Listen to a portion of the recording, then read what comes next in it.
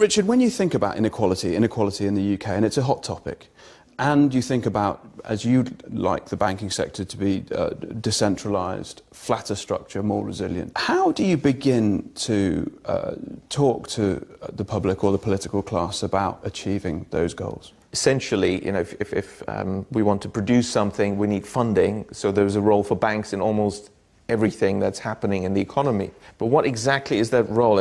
I'd like to reflect on that. Banks are being thought of as intermediaries, but this is not really what's happening. Banks... What are they then? They're creators of the money supply. So you're firmly of the view that banks create money out of thin air?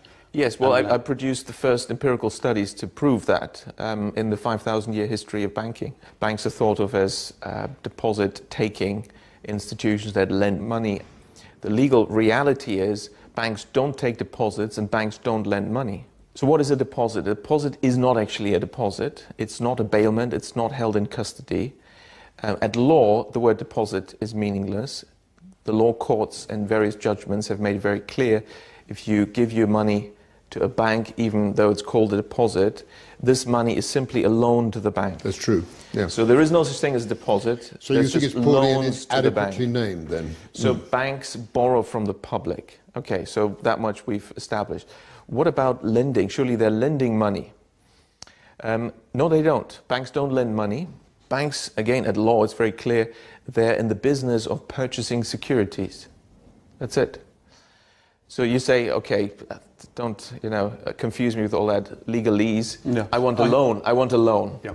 Fine, here's the loan contract, here's the offer letter, and you sign. At law, it's very clear, you have issued a security, namely a promissory note, and the bank is going to purchase that. That's what's happening at law. Put it in layman's terms, what does that mean? It means that what the bank is doing is very different from what it presents to the public that it's doing. How does this fit together? So you say, fine, the bank purchases my promissory note, but how do I get my money? I want, it's a loan, I want my 200 grand, right? I don't care about the details, I want the money. The bank will say, well, you'll find it in your account with us. That would be technically correct. If they say, we'll transfer it to your account, that's wrong, because no money is transferred at all. It's already from in the bank. Anywhere inside the bank or outside the bank. Why?